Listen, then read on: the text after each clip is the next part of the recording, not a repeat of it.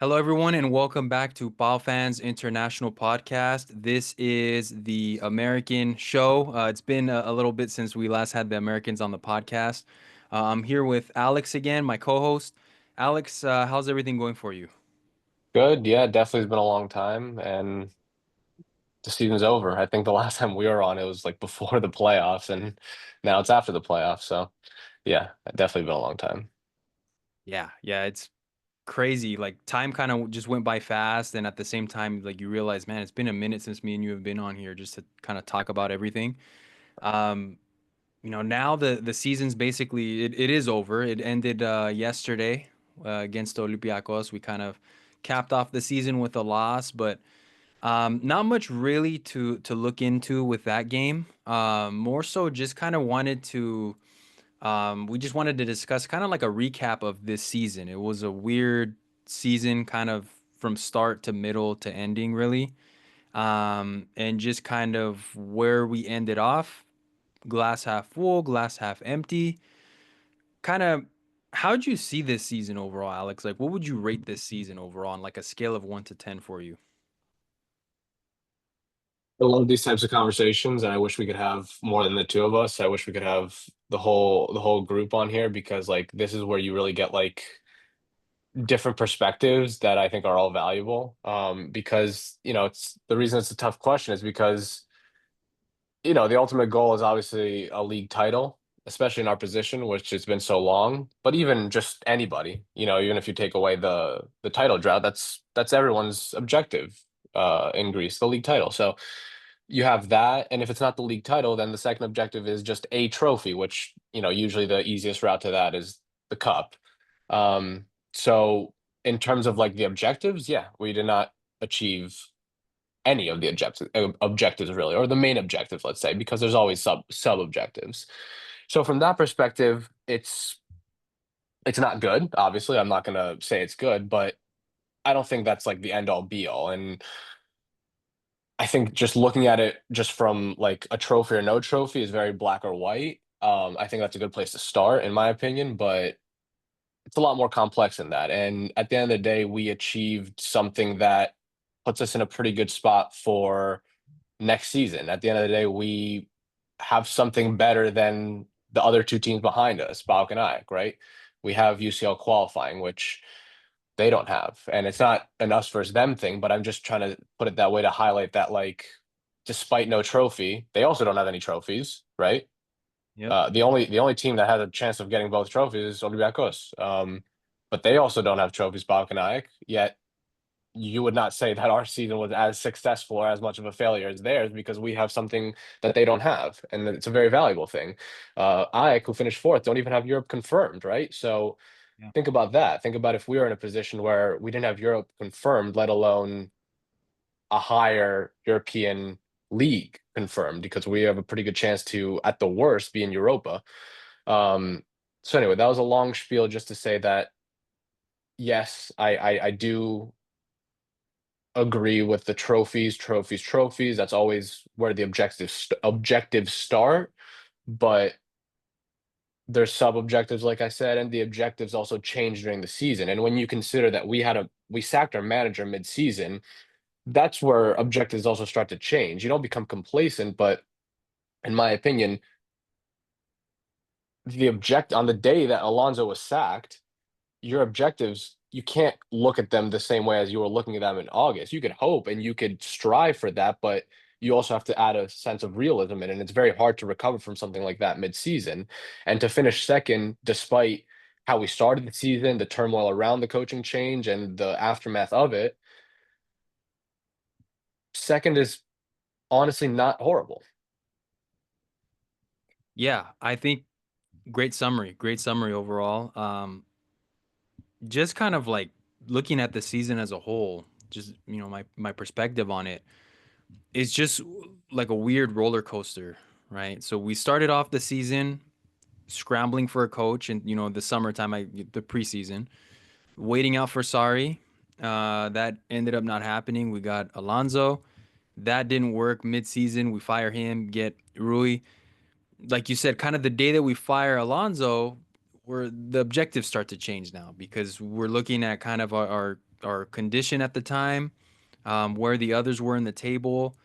But then like kind of Christmas, January time, then things start to turn around. We're actually on this good run of form. And then, at least for me, I'm like, okay, maybe we can actually win the title now because we're playing really good. The others still haven't picked up. And then kind of end of January just started to kind of unravel, unravel. But to your point, it was disappointing to get knocked out of the cup. We at least wanted something. We didn't even get that. But we made that run in the Conference League. I think it was a solid run. We kind of put up a fight against Fiorentina. In the end, they bested us, but we had a nice little run. Made it out of the groups for the first time in over a decade, and then in the end, we ended up qualifying or getting the second place spot for a Champions League. So all things considered, just kind of all the weird stuff that happened for our club, I guess it would be a positive. That's the way that I'm kind of viewing it, especially the fact that this team didn't really have a proper preseason, just because the issue started to stem all the way back from last June. So the fact that we got second place, the fact that we got the Champions League qualifying, we made a run in Europe. I think it set a nice foundation for the next season now, and kind of maybe we can kind of continue this conversation in a little bit, but just kind of we've set our base here for something to build off so that we can compete for a title for next season. And I mean, might as well, while we're having this conversation, I think it segues nicely. Like, I think the real important piece going forward now is keeping Rui. We've been seeing like these weird, stupid things that on Twitter or whatever, and these reports that certain people don't want to keep Rui, and that maybe we need to change the coach. But I don't know. I'll throw it on to you, Alex. But in my opinion, I think it's just going to unravel everything that we've done for this season, and end off on kind of a positive note. What's kind of your thoughts about this foundation we set going into it, and then keeping Rui or getting rid of him? Personally, I 100% want to keep him. I don't think he's set the world on fire. But he's done good enough to stay. And what's most important, and this is the same thing, I feel like a deja vu because this is basically what I was saying with Tareem. Like, I wasn't 100% convinced about Tareem this time last season, but I wanted him to stay because the coaching stability is so important. He had done good enough to stay, and the stability portion of it is super valuable, something that we haven't experienced since Yoba. Right. So for the same reasons that I was saying Tareem to stay last year, I'm basically like my level of confidence of Tareem 1 year ago was the same level of confidence I have of Rui. Rui a bit higher even, I'd say. And I don't want to compare them like for like, but I just feel like we're in such a similar position as we were a year ago. Talks of changing coach. Okay, Tareem got sacked before the cup, but there were kind of whispers of that even before it happened. So that's why I'm comparing them. Nothing between the two guys, obviously, but yes, I want him to stay because of the stability, how valuable the stability is, and how long we've been yearning for that stability ever since Yova left. And we saw how valuable the stability was with Yova. So like Yova was a good coach, obviously, and he got results and he did some good stuff in his time, obviously, but I feel like the stability of the coach staying for 2, 3 seasons as he did, I think it was ended up being 2.5 seasons, is kind of almost like an intangible, right? Like wins, qualifications are very tangible for fans and fan bases. The stability is less tangible. It's more of like an abstract thing because it's not as immediate as a win. So that's why I put so much emphasis on the stability that not changing a coach would bring. And yeah, that's for me. It would be an easy decision to have him stay. Yeah, yeah, because like you said, if we just, I kind of look at Panathinaikos kind of in this Alafusos era, really. Um, just kind of our current predicament, everything going on, current ownership. That's kind of the anomaly years, or the 2 years, 2.5 years that we had one coach that we kept, and things were, kind of stable. The other time I can kind of say was probably his first couple years when we had Anastasio, where we were a little stable. We won the cup there, qualified for Europe. But after that, it was kind of like ring around the rosy, right? 1 year here, this coach stayed a year and a half, another coach, three coaches one season for another. So Like you said, I don't think Rui has necessarily, set everything ablaze and he hasn't been super, crazy, but he's done enough, like you said, to where I think he's earned at least, to be our coach on the first game of the season, come next season. So, give him a proper preseason, give him a chance to kind of add who he thinks needs to be added to the squad. Um, and then kind of see from there. We do need some stability, and I think that's been a big. Again, this club has several issues, but this is probably the biggest issue that we've seen. In terms of us trying to fight for these titles over the years, is like constantly firing coaches left and right, and trying to start over and do everything from scratch. I think a lot of people in the club kind of want to be like they have the savior complex, and they want to be the guy to bring in the coach or whatever, or be the one to save the team. But right now, we have a good base of players. I think the coach is good. And then we just need to, go into the preseason, especially with those Champions League qualifiers looming, um, to just do something, right? Just get into the Champions League, league phase, and then just kind of again build that platform. That's what we were talking about. I think the last time we were on the podcast, just kind of not having these super crazy expectations, but understanding that this year was kind of that platform to build off of, and you don't want to start taking bolts and nuts off and kind of deconstructing what we've done this season. Yeah, I'm happy you bring that up, the kind of the building blocks, because it is something that we've talked about before, and I specifically have been harping on about it because the conference league run was important. Like, no one's at the end of the day, 10 years from now, 15 years from now, is anyone going to remember a round of, what was it, 16 or 8? I don't remember, unfortunately. It was round 16. Round of 16. No one's going to remember a round of 16 conference run. That's the truth. And maybe I'm harsh, maybe I'm not. I don't know. That's just my opinion. It's nothing specifically to write home about, but if we do build on that and it's something to, look forward in the next 2, 3, 4 years, if we do build on it and use that as like kind of our re-entry into Europe, because we were out of Europe for so long, we had lost our European DNA, yada yada yada, we've been over it, then it's actually something to remember. Like we're gonna be able to point and be like, hey, made a round of 16 run in Conference League. Okay, nothing to write home about, but if next year 8-4-2 final, let's say, whatever, then you could point and say like, that was something along the road that brought us there, as was,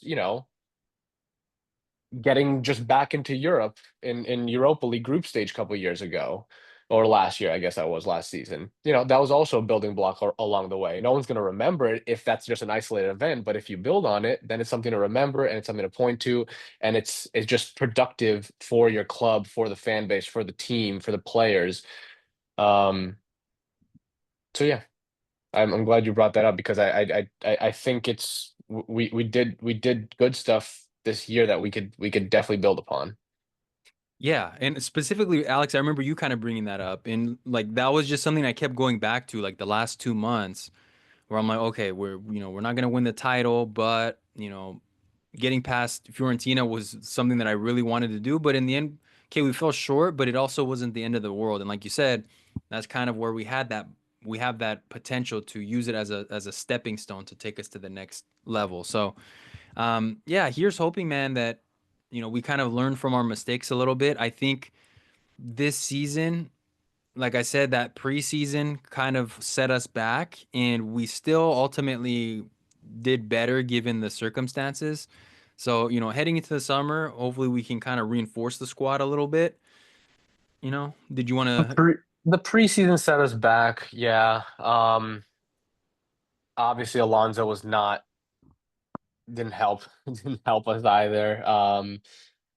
You just mentioned something like, I think you might have said like learn from our mistakes or something like that, and that's kind of the one thing I want to point on, is that even though we did have positives to take from this season, we had some negatives that we see repeated year after year. For example, like the destruction in January, February. That's happened year after year. Most notably, the year that we botched the 11-point lead, or whatever it was, and it kind of happened this year too. Not to the same extent. an elite botch. And this was not an elite botch, but still the similarities are there of the fallen form around that time of year, which, does seem to happen year after year. And we've talked about it. Are we going to be able to pinpoint a reason? Is there one reason? I don't think so. I think it's probably multiple reasons. And even so, we're not going to be able to, probably accurately pinpoint it. But, the we do kind of always seem to be in like a very shallow rostery area during that time of year. Injuries. Listen, we've had some freak accidents. We've had like a couple ACLs, multiple seasons, long-term injuries. Players go missing for 2, 3 months. But these are all things that you have to kind of be prepared for, and seem to be happening year after year, and we fall into the same traps year after year. So I don't have the answers, but since we're talking about like, what can we take to next season, you take the good, like we talked about the conference league run, finishing second place in UCL qualification, qualifying rounds, I mean.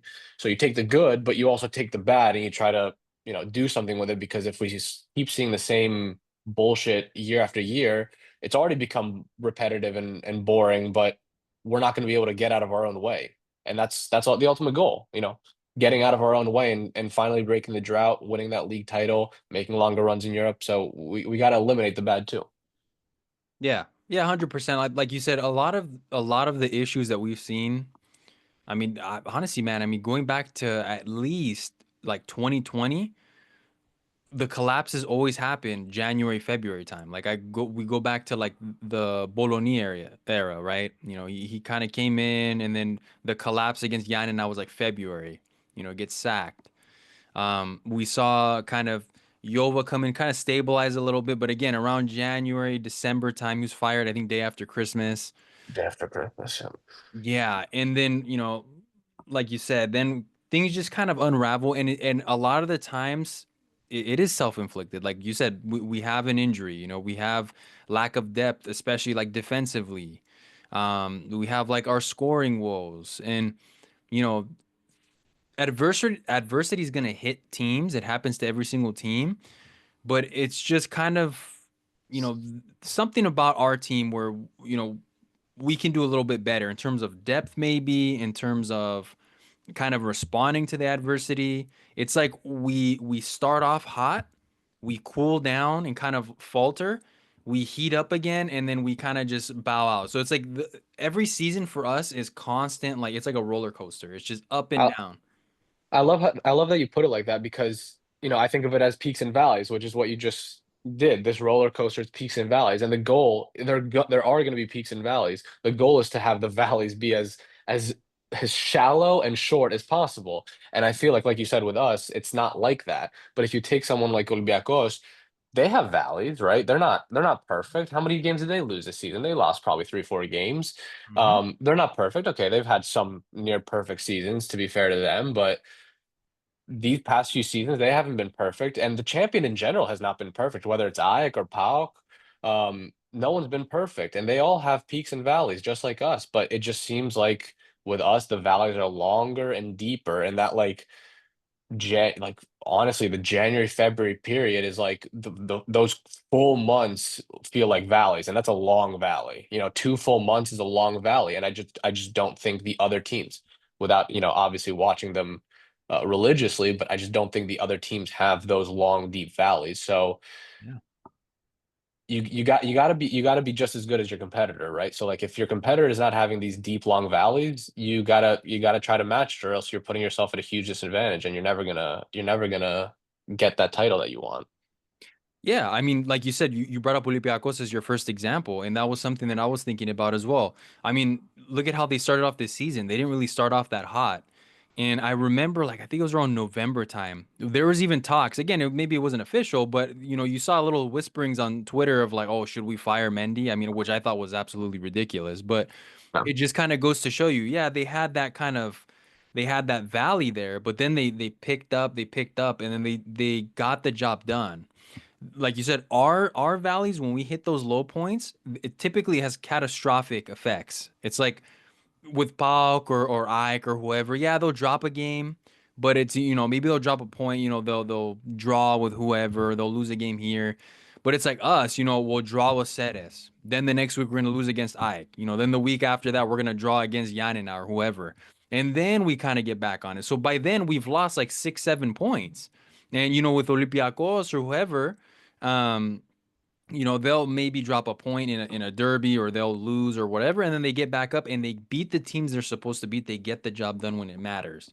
And that's where this team needs to figure it out because, like you said, year in, year out, new coach, different players, the same thing kind of happens. And it's like we need to get that sorted out because we control our own destiny. Yeah, there's certain things that you can't control, but you need to put yourself in positions to respond to this adversity, especially like in this sport.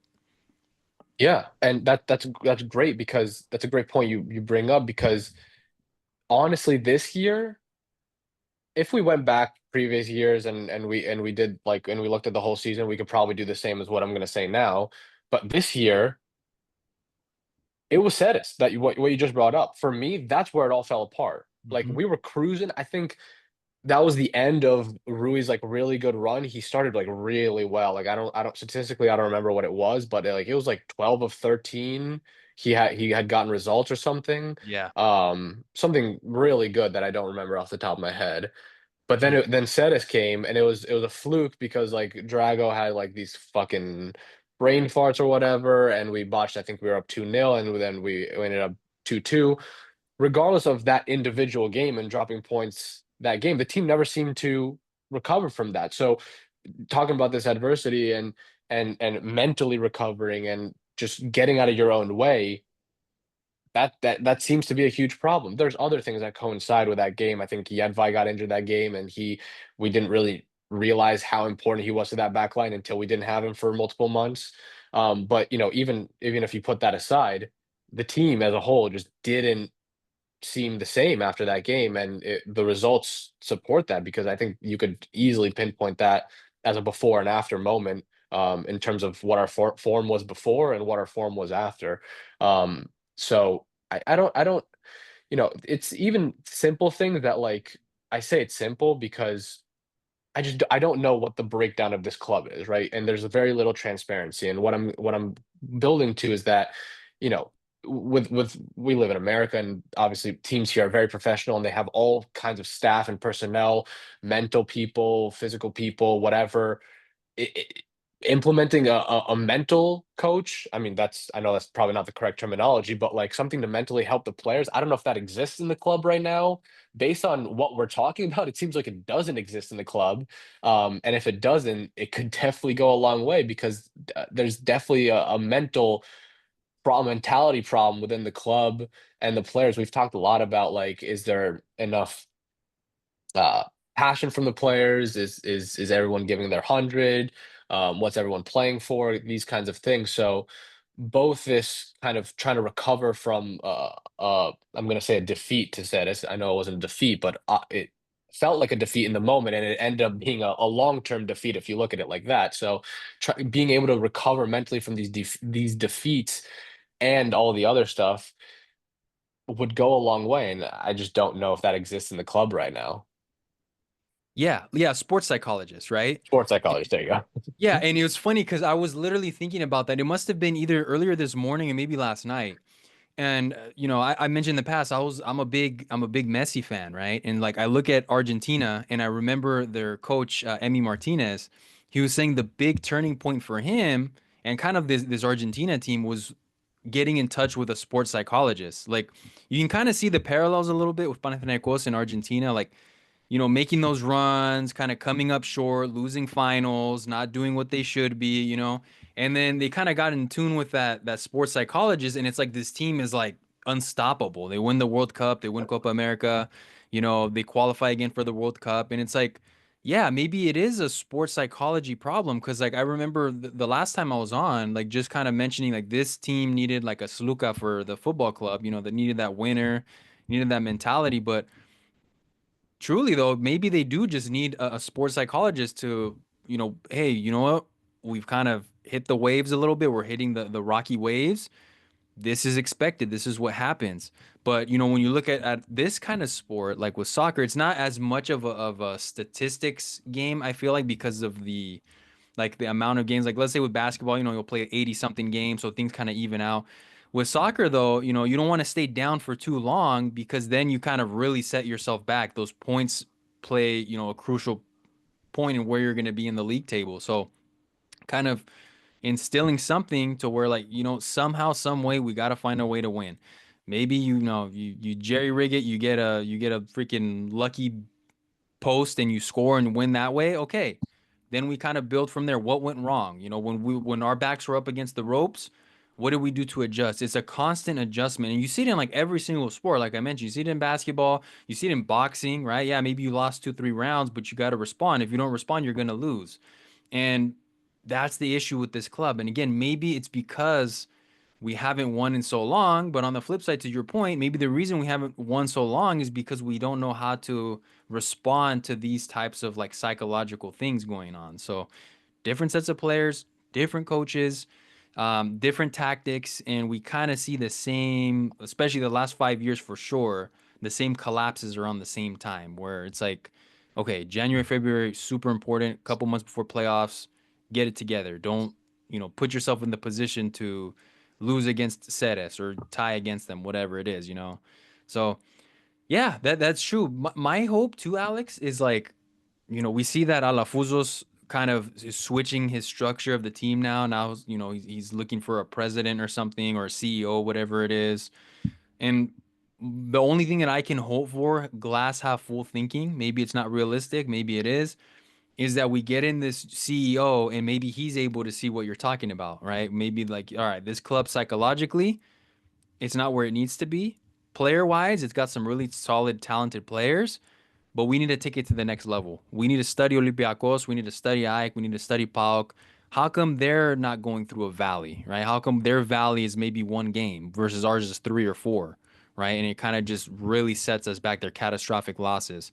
And kind of, and to go back a little bit, I'm kind of all over the place. Like, I notice us too, we sometimes fail to capitalize on our opponents dropping points too. Like, if you notice, it's like AEK will lose or Olympiacos will lose. We have the chance to get the 3 points and catch up, we'll draw. Or we'll lose against Ceres or whoever. And that's the problem. And those are super important because those are psychological boosts. They're not just point boosts, but they're psychological boosts. Yeah. And actually, I'll go to the flip side. When you don't, you know, pick up those points when your opponents drop points, it's actually a psychological deterrent, right? Like Down. it drops you way down because like even though you haven't actually lost any any ground, because if they lose and you lose, it's you're back where you started before the match day, but like it actually feels so much worse and it's a psychological pitfall.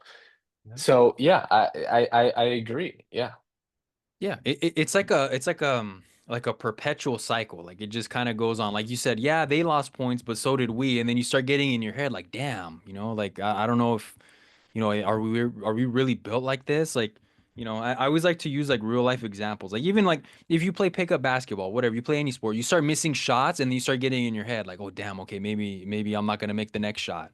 And that's what happens with this at a professional level, probably even worse because there's actual like, ramifications for what's going on. So you drop points and you're like, damn, maybe we're not gonna win the next game or we're gonna lose this lead. It goes back to that 11-point blown lead that we had. That was insane. Like who blows an 11-point lead? We somehow found a way to do that. That's psychological right there. It's I terrible. think I think and this is also, I'm all over the place now too, but I'm going back to the importance of getting second place and having Europe confirmed, right? If I'm not mistaken, even if we lose all the qualifying rounds, we will get conference, Yes. I think. Yeah. And the importance of that is like having Europe on the side, obviously like that's an objective in its own and we all know the importance of that, but it also helps boost the confidence, which is gonna bleed into the league. Being able to match and play high quality opponents is gonna tire the players out. You have 2 games a week, but it also builds confidence. It's if you're beating or matching anyone midweek, Fiorentina midweek, you know that's a big boost in the team's entire confidence, which just hasn't been in this team for so long, right?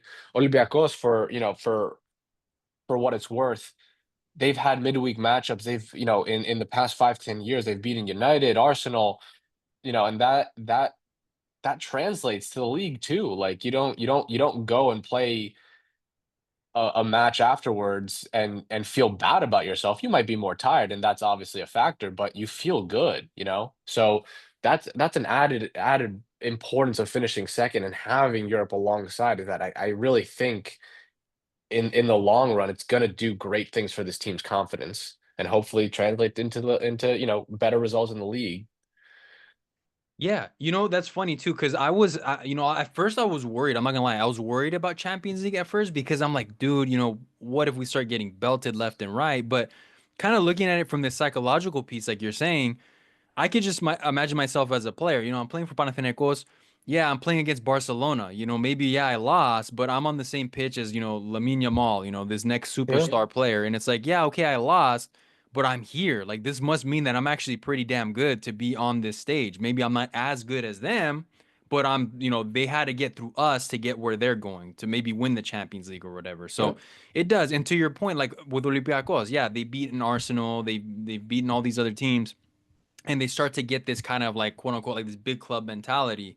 And it helps them through those adverse periods, through those valleys where it's like, okay, you know what? Yeah, we lost the game.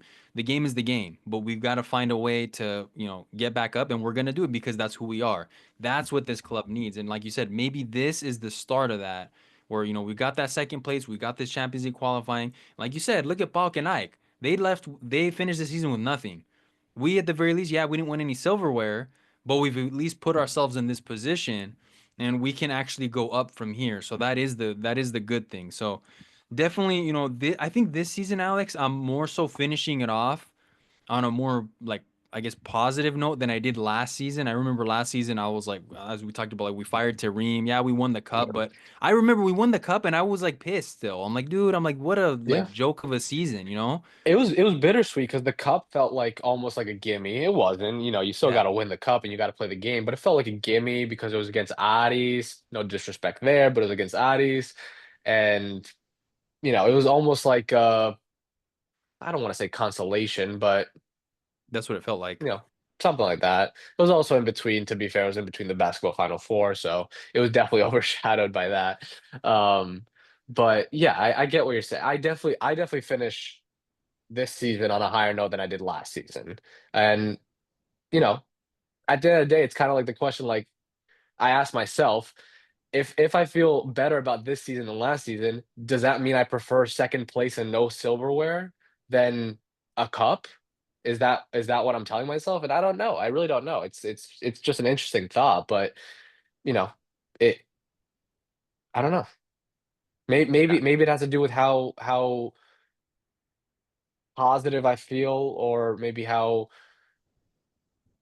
positive I feel going forward. Maybe I feel like the future is brighter today and tomorrow than it was tomorrow circa last year. I don't know. I Yeah. think a lot hinges on, if you keep the coach and if you keep that stability that we talked about earlier. Yeah, no, 100%. Yeah, it all comes down to like, what are the rewards, right? Second place in Champions League, right? That's your club's going to be on a bigger stage, right? And you're going to get a lot more money. Versus last year, we got the cup, but the whole thing was a weird end to that season.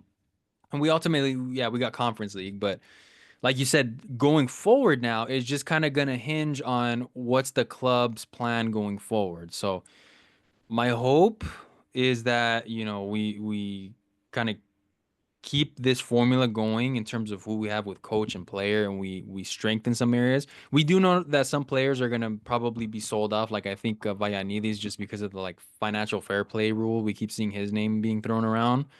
And then we've been linked with a couple other players. Like there are some like Decari, this number 10, that seems pretty good. So we'll see. We'll see. The summer is gonna be long, and we're gonna see a lot of transfers, lots of names, lots of rumors. This classic Greek sports. Um, but I don't know. I'm feeling good. Definitely better than last year for sure about this kind of end of the season. Did you kind of want to add any like final thoughts before we move on to basketball? No, just kind of I'll just finish off by where you kind of just finished your point with like the off season. It's like, that was like we said, and like it's been pointed out many times, that was it. We didn't start off on the right foot last year because of that off season, and we have the chance to start off on the right foot this off season because it's already started. The off season has already started, and it's May 12th, right? Yeah. Last year we had our final game on May 20 something because of the cup, right? May 23rd, 4th, 5th, whatever it was. Yeah. And that's not a huge difference. It's only like 10 days, 12 days. But, the off season has already started. It's important to know what's happening with Rui, which I think they're having a meeting. Rui's having a meeting with management, with Foods, maybe, if I'm not mistaken. I believe so. Yeah. So if that's true, and I don't think we have a reason to believe it's not true, that's good to get it out of the way. Whether he's staying or going, at least we'll know, I guess, soon enough, and then it's business from there. So get to work. Obviously, the players will have some sort of vacation. You know, there's no, I guess there is international break in June, isn't there? But whatever. Still, the the good part is that we have theoretically a full off season, whether Rui stays or not. Obviously, staying poses less questions, but Yeah. I guess I'd just reiterate that we have a chance to at least start off on the right foot, which we didn't do last year. So, probably our first game is end of July. Second qualifying round is usually end of July, so that's 2 full months, two plus months as of right now. But by the time we know if Rui's staying or going, it'll be exactly 2 months basically, and that's, I think, pretty good. 100%. Yeah, exactly. We will hopefully have everything like you said. After that meeting, we'll kind of know which direction we're going in. And, if the number one thing is that stability piece. So if we keep Rui, which is, very arguably the smartest thing to do right now, then we'll, just need to add in some of the reinforcements that we need for the squad. And we have a play style they're familiar with. The players don't have to learn something new, don't have to get used to a new coach or anything like that. And we can just focus on qualifying and then we can focus on the league. So that should provide us some stability since Yova, really, since last December, not this past December, the one before that. So here's hoping that, things kind of will continue to go in a positive trend for us as we head into the new season. Um, Now kind of just segueing because again, our football season's over, but our basketball season isn't. Um, Panathinaikos Basketball Club last week beat EFES in Game 5, a thrilling 5-game series against the former back-to-back champions of Euroleague, Adamin's old team. And it was crazy, man. That Game 5, Alex, I don't remember if you had mentioned if you caught it or not, but it was insane, man. It was just like, you know, back and forth. We took the lead and we for the most part kind of commanded it for the whole game, but then they were fighting back and clawing back.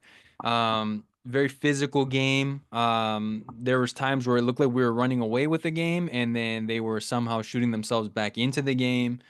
Um, and we got through. I mean, we got through. Um, I'm not gonna lie, I got a little bit nervous when it went to 5 games because that game 4 how we dropped that one was a little bit like, all right, what's going on? I'm not gonna lie, this season the team scares me a little more than they did last year, and I think it's just because of expectations. Like last year, the expectation kind of like none of us. I remember we started off the season, and none of us were like, okay, we're not gonna go to the final. That was like I remember Ergin Adam and saying like, all right, we're gonna make Final Four. And I was like, okay, yeah, maybe we'll make a Final Four, but even that's kind of pushing it. But this year, now the expectation is like, all right, you need to go back to back. You put this team together. You have all these stars on this team. You won it last year in your first year. Anything less than going back to back, and a lot of people are going to be looking at this team a little sideways. So, I don't know. Were you able to catch that game 5, Alex? Yeah, yeah. It was nervy, but I think EFES is also it was a really good opponent for where we were in the quarterfinals, basically in the playoffs. I think it's easy to look at like kind of the other matchups and look at the other teams who kind of got past their opponents maybe a little bit easier. Um, but I think EFES entered like one of the hottest teams. They entered the playoffs one of the hottest teams. They was it I don't remember, 9 out of 10 or something, something crazy like that. Like they were hot and they made a push for obviously a higher seed. So definitely not. It was nervy, but I think it was. I'm trying to put it in perspective, I guess is what I'm saying, because like they deserved what they were doing and they pushed and they pushed us and it was a good series. But yeah, I think the home court really helped in game five because I don't know if it was not home court game five, it would have been much iffier. Obviously, we had the break there. They had the break on us. I think it was overall just a good matchup between two teams, and they were just hot. So I don't want to yeah, I'm just putting it in perspective. Yeah. Yeah, I mean, I pulled up the stats while you were mentioning that. Yeah, I mean, that game, just that game 5, just not over the series. I mean, we edged them out really on the free throws. Like we shot 24, they had 23, but they made 14. We made 21 out of our 24. We ended up winning the game by looks like 8 points. So, Seti um was unreal that game. yeah. Yeah. Yeah. Osman was I had Gabriel as my MVP for that game and I had Osman just right under him. Just because none of our offensive players could buy a bucket. Like our shots were not falling at first. Our main guys, Lucas, none kind of laid an egg. It was kind of bad, but Osman was just consistently shooting from the 3 point from the corner, getting those putbacks. And then Gabriel really, we start off that first quarter from what I remember. Um, we won that quarter by 8 points. And a lot of it was Wenyan. He was stopping them. They kind of went cold. And once he came out, then FS started to kind of make a little bit of a run again, and make the game a lot closer. But Wenyan kind of gets the blocks, builds it up to offense for Osman, and ultimately, it looked good. My whole thing really is uh, just kind of hoping that this team, the team that we see in the Final Four comes out hot. Because the weird thing with this year's team is I'm not worried about them in a series per se, but in a one-off like the Final Four, if you've got none doing malaquias, excuse the language, but doing stupid like it 22 seconds on the shot clock and you're doing a stupid pull-up shot like you're having these types of things going on. It's like no, you can't hero ball your way out of it in the final four either. um Again, none doesn't always lay an egg, but in this series he only had one good game and he was kind of bad in the other four. So, or sorry, the other four. So I don't know, man. It's we're going up against a Fenerbahce team that we beat last year in the Final Four. But this year's team's definitely a lot better because last year they got Sarunas, the coach that they have now, but he came in like halfway into the season, so he has a season and a half under his belt now. Running this team, he does have an 0-6 record against Ataman. um, but again, it's a one-off. It's a one-off. All it takes is one bad shooting night. Just like we saw with them last year, we started off the game like it was insane. If you remember that Final Four game against them, like we couldn't miss, and there was like a 20-point lead by the end of the first quarter. So that's gonna be the key for me is the consistency. Can we play consistent basketball? And again, The consistency, yeah. yeah, it's Because the other one, you focus on none, but I also feel like Gabriel, for the most part, he's been a positive, but there's been some games where like he's been a complete dud, and a lot of like last game, like you didn't feel the absence of Lasor. Like basically, you're trying to cover Lasor. That's what you're trying to do.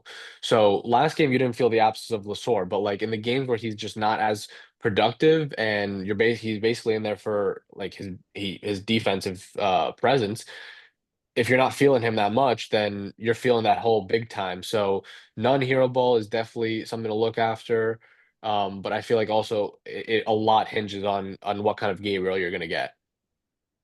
Yeah, yeah, and like you said, that's all it comes down to. And Lasor supposedly, he's been said by the coach and ownership that or actually I think it was just the coach that said it, that he's physically ready to play. And Adamant said that the plan is to play him in the final four.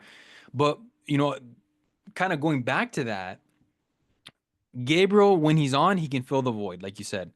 Plyce, he's old and he didn't really do much. The guy that we cannot see play is Yurt 7. Yurt 7 was unplayable, especially game 5.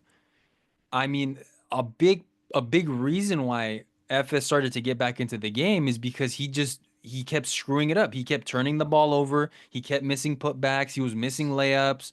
He was, bouncing the ball off his foot. Amateurish mistakes, and we were getting exposed by it. And it's weird because I know a lot of fans have been, they've been kind of vocal about Yurt 7. I feel like this season, he didn't necessarily blow it out of the water, but I also felt like he was serviceable. But this playoff series to me, it just exposed that no, like yeah, this guy's actually not it, especially for Final Four. We're trying to win a title. We can't be having bouncing the ball off our foot and turning it over to our opponents because we're gonna get punished by that. So Lasor coming in, I know Alex. We've kind of had discussions about it as well, where like are you worried about him coming in? Just I right off I the don't I jump? don't I don't honestly. I'm a little worried. Always coming back from injury is a little worrying. We've seen it on, uh, definitely on the FC side, like coming back, rushing players back. Obviously, Aitor was rushed back, and then literally within like 60 seconds of him being on the pitch in his first game back, he does his ACL.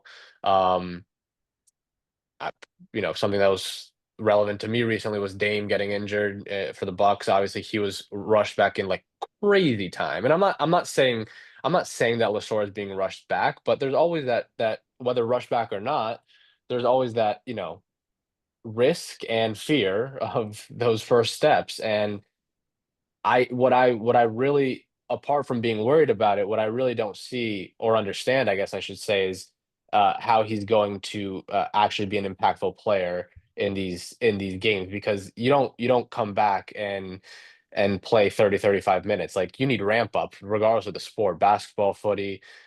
These players have ramp up, and you need real game time ramp up. Like, you don't need like, hey, he's practicing, he's running in practice. Like, yeah, that's obviously step one, but step two or three or four, whatever, is real game ramp up. 10, 20 minutes. So there's only two more EuroLeague games left at best.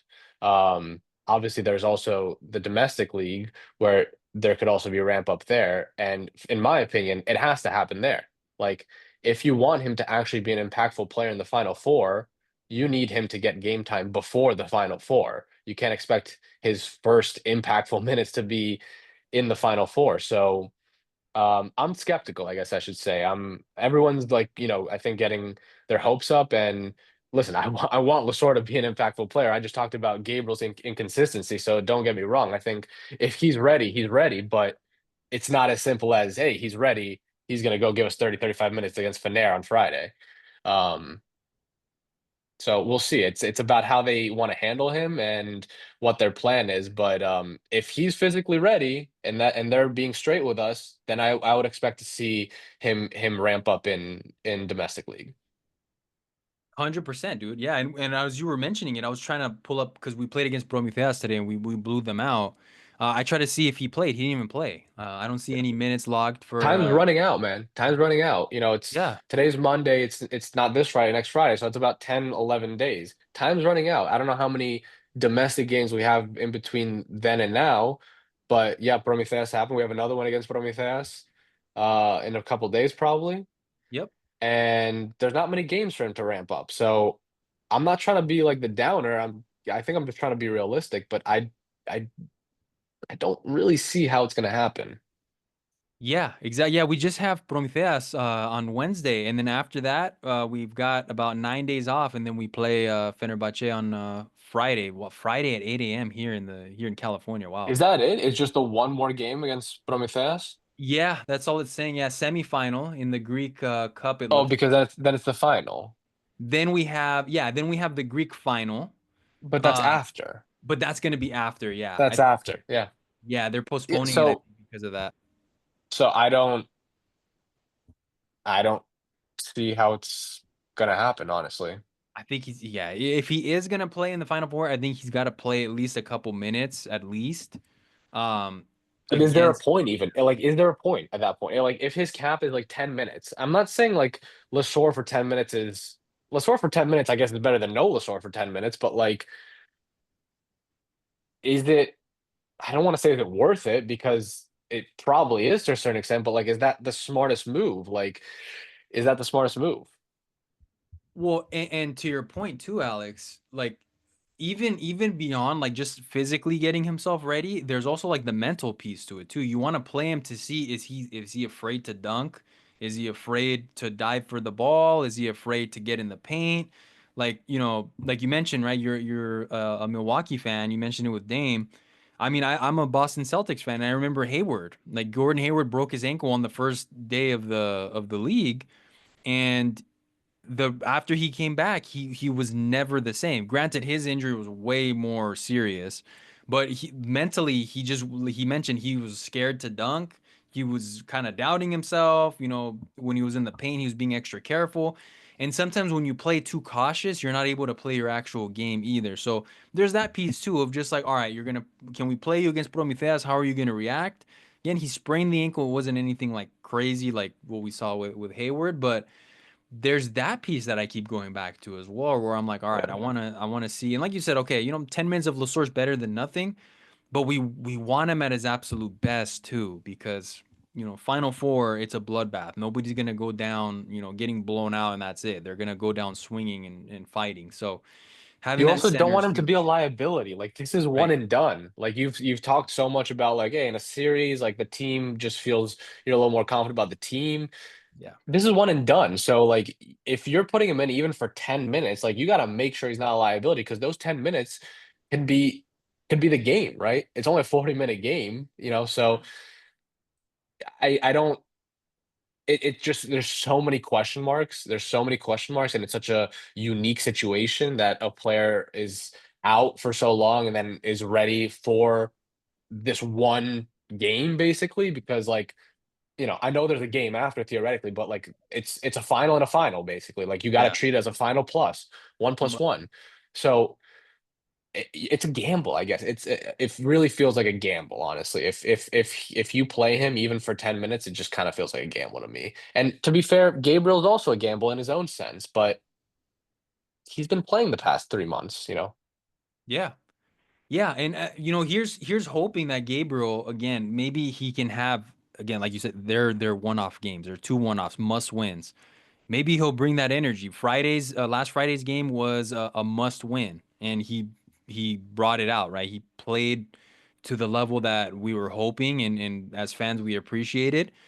And it again, it's just like with Lasor, the team plays so much differently. Like without him, I was looking at it and I was just talking about it with the boys. Just like we play so weird. If our three's not falling, the team gets a little off, right? Thank God, Osman was able to hit some threes and hit some shots. But with Lasor, what I like about him is he can win free throws, right? He can get in the paint, draw fouls. The rest of the guys don't really do that. None has like the refs just don't like none. I think he drives and he doesn't really get the calls. He's constantly fighting with them.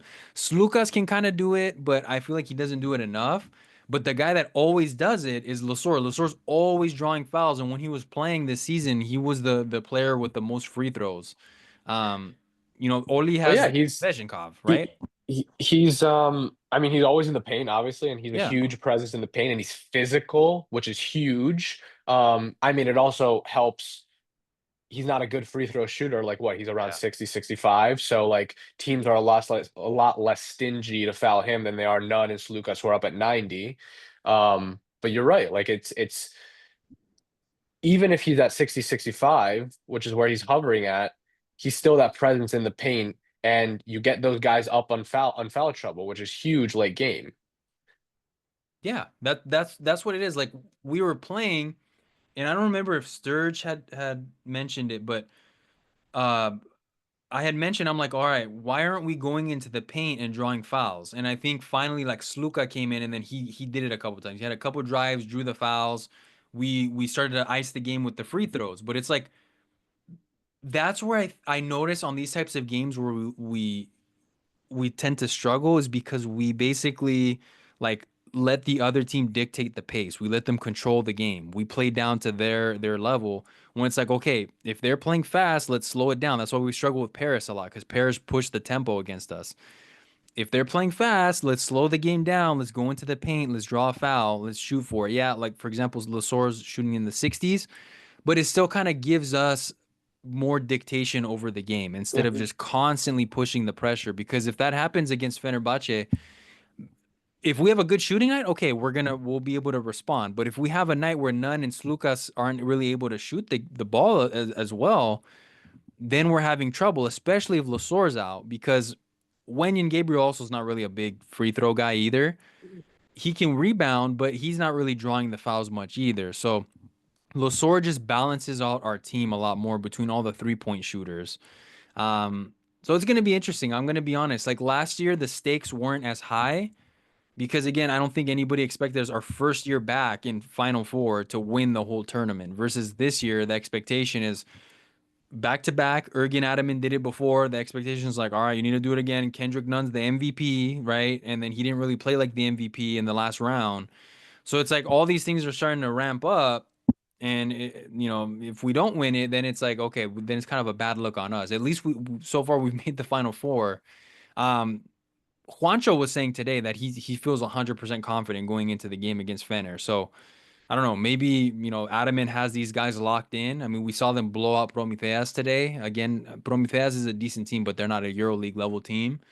Um, but yeah, I am a little bit nervous. I'm not gonna lie about this Final Four game. It's tough, especially with Fener, who's, obviously for them it's like a grunge match, and they're they're going to be looking for revenge, and Yeah.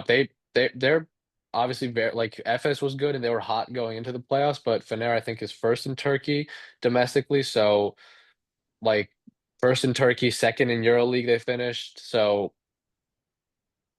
EFES was good, Fener's just that much better, I think. So it's not going to be easy, and I'm not worried, but I'm not overly confident either. I'm like kind of like middle of the road, I think, kind of maybe where you are.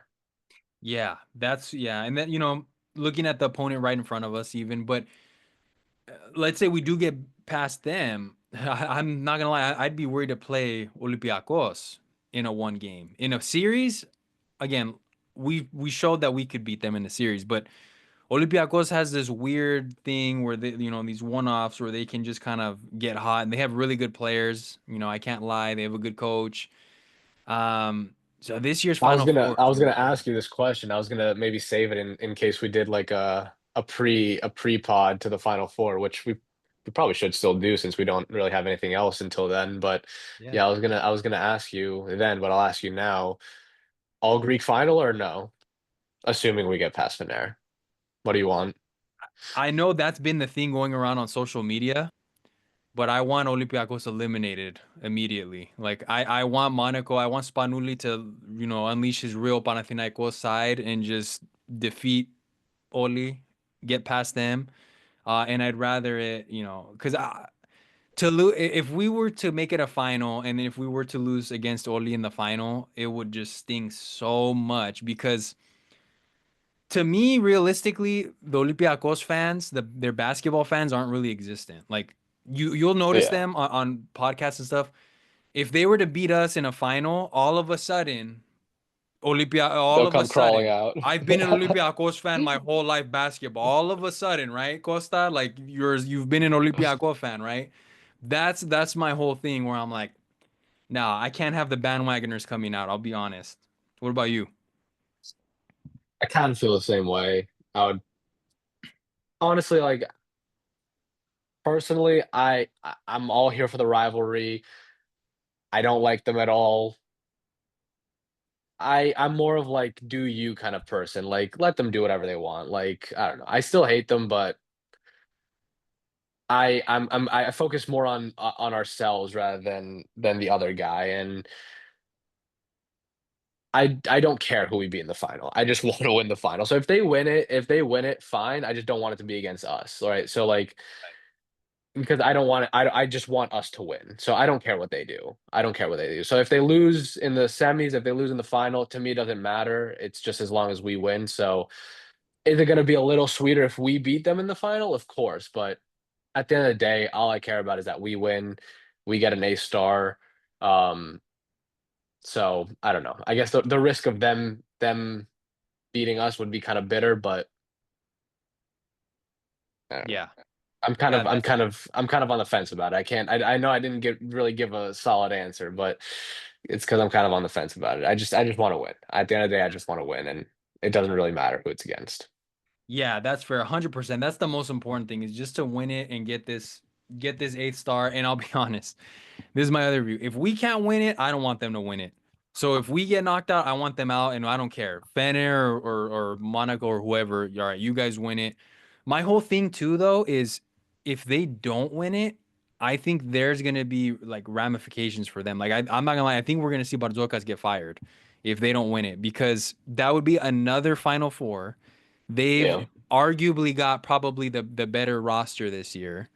Um, but you can argue they have a really good roster. They spent a lot of money this year, and it's like they got a pretty favorable draw. All respect to Monaco, but it's like, they got a favorable draw to in the playoffs. Real Madrid just weren't that good this year, and then number Yeah. two, Monaco is they're just not at the level of Olympiacos. So Live the level, you. my real side came out. Sorry guys, they're not at the level of that.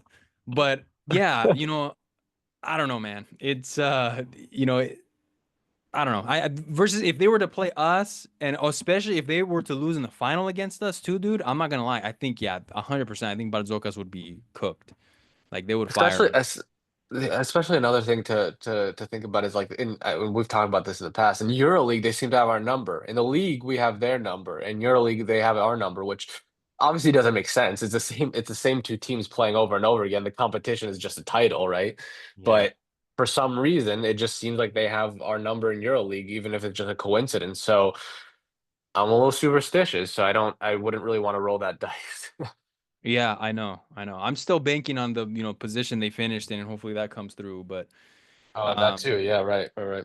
yeah. So I don't know. Here's hoping, but and also just I don't know, dude. Too how the EuroLeague has kind of like put it as well. I'm like, I just hope they're not gonna be like the first team to like break it too. But I don't know. They just hopefully they lose, and then like their ramifications are a lot worse than ours.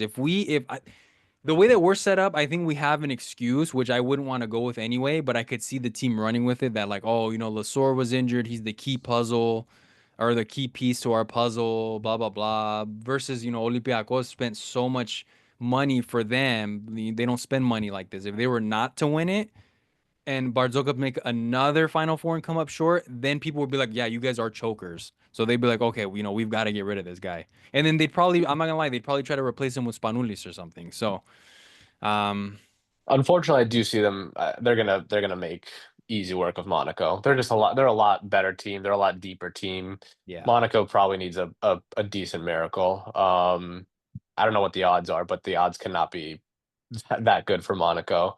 yeah, I So don't think I so. yeah I do unfortunately think that Olympiacos is going to be on the other side in the final. So it is up to us, I guess. Yeah, it's Hopefully we make it there. But yeah, I think it's that side is much more predictable than our side. Let's just put it that way. yeah, it is. It is. The one thing I do have to say too, though, I know Fenerbahce gave them a hard time.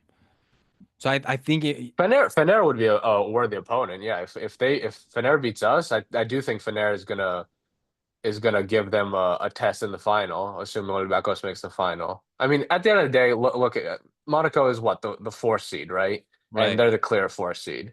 Yeah. 2 and 3, us and Fener are 1, 2, 3 is very close, and I think that's reflected by the final standings. And Monaco is a little distant fourth. Yeah.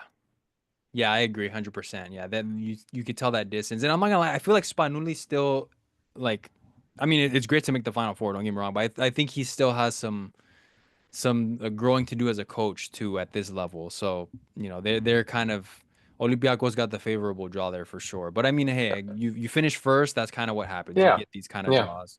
yeah.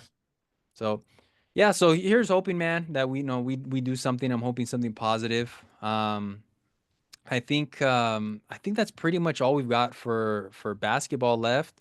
We'll be like you said, we'll be covering the Final Four, kind of previewing it, and then here's hoping best of luck to our team to get that eighth star. Did you want to add anything in before we finish this off? No, that's it. It was fun chatting with you, fun being back. Kind of nice to have the footy season over. It was a long season that was had the valleys and the peaks like we talked about, but it was exhausting. So I'm happy to have that over. And I'm looking forward to next season. And obviously we got a little more basketball, which is a nice treat. Hopefully it's a treat. Yeah, fingers crossed for sure. But it definitely was great to be back and kind of talk with you again about the football club basketball. Quick shout out as well, actually, to our volleyball guys. I think our volleyball team actually Mm. beat Olympiacos. They won the title in volley. So shout out to them. Always, we're Panathinaiki, but I'm not extremely knowledgeable on the volleyball, but it's nice to beat Olympiacos and win a title there. So shout out to our boys there. We're huge underdogs, I think, right? Yeah, there were. Yeah, I was I think actually. I know that Olympiacos has a really good volleyball team. So for us to like win it, I don't. I think we swept them too. I don't even think it I was a think we gentleman swept. sweep. I think we swept them. Yeah, yeah. And we Yeah, were so it's a pretty big underdogs. deal. And I mean, we're all both of us are all usually both really good. I think like Yeah, in Europe in general, we're like kind of powerhouses. So I think just this year it was kind of lopsided. I think like you said, they have a particularly good team this year, but both teams are kind of match each other. So, but yeah, to beat them was great. To sweep them is great, and yeah, yeah, a win over them is always good. yeah. Super, super happy about that, and probably something that I'll probably be watching a little more next season. I think is trying to get into the volley team as well. I mean, If you could find it, like we struggle yeah, to watch the fucking footy, like. I know it's a pain. I know it can be a pain to watch the Podosfero sometimes, but Oh my God, dude. volley Oh maybe my it's on gosh. Earth or something. But yeah, Maybe. happy about that for our It would boys. it would be it would be great if the club came together and did like we had PAO TV back for the footy, which was a complete For like two failure, weeks. but Yeah. yeah, it was a it was a massive failure. But first of all, the FC has to figure something out. But if that could happen, and then the club, the athletic club in general, could figure something out, and you could just like be able to view all the sports in one place, that would be amazing, amazing. But Yeah. yeah, that is like 50 years away from now. That's yeah. And it's tough too because I don't know if the volleyball club is owned by somebody else too, but it's like when you got three different owners potentially, Greeks as well, And then coming together. it's who's got a smaller dick contest. Yeah. Yeah, it's how exactly how it's gonna get. So we're gonna, like you said, 50 years I think is being nice. It's gonna take forever to figure that out. Um, But yeah, that's all we've got, you guys. Follow us on X at PAO Fans International, as well as on Instagram, same handle on Facebook as well. This podcast, if you're listening on Apple, it's also on Spotify, and we even post the video on YouTube as well. So please be sure, you guys, to check us out there. And we're also on TikTok as well. So we're on all the social media platforms. Be sure to follow us, and we will see you guys the next time on PAO Fans International. Peace. But yeah.